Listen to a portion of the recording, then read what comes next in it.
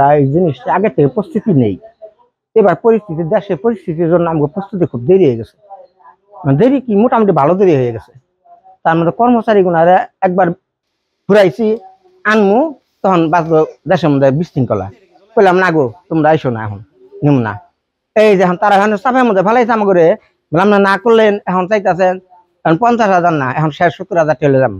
যেমনি করে নিয়ে আইছি, আর আমি কিছু পুষে না। কিবা পুষে না, মনে করেন সবটার দামই বেশি। এখন যাই হোক, ঐতিহ্য বাপের ঐতিহ্য ধরে রাখছি, এখন তো করণ নাগে। এই যে আমরা করতেছি, বোধহয় আমাকে ছেলে মেয়েরা না করবো না, পরিষ্কার কথাই না করবো না। কে নাকি আমাদের কিছু পাওয়া যায় না তো। তারপরেও মনে করেন এখন আমরা না বানাইলে তো দেশে পূজাই হয় না। আমরা যদি না বানাই, দেশে পূজা হইব না। কারণ কেউ তো ঘট পূজা করবো না, সবাই তো মূর্তি দিয়ে পূজাটা করবো। এই যে বানাইতেছি, এটা প্রত্যেকটা জায়গায় গেতেছে। দেওয়ানগঞ্জ, মাদারগঞ্জ, বক্সিগঞ্জ, শিরপদ্দি, নকলা, মনে করেন নেলতাবাড়ি, প্রতিটা জায়গায় যাইতেছে মূর্তিগুনা। ধর্মীয় উৎসব বছরে একবারই আসে দুর্গাপূজা। যদিও বিভিন্ন জায়গায় বিভিন্ন সমস্যা দেখতেছি, কিন্তু আমরা চাই না যে এই সমস্যাটা একটা পূজায় আমাদের প্রত্যেকবার আমরা এত উৎসব জাঁকজমকভাবে পালন করি, এটা যাতে না হয়, এটা আমরা আইন শৃঙ্খলা বাহিনীর কাছে এটাই প্রত্যাশা করি, যাতে সুষ্ঠুভাবে সুন্দরভাবে আমরা আমাদের দুর্গাপূজা উদযাপন করতে পারি, এটাই আমাদের প্রত্যাশা।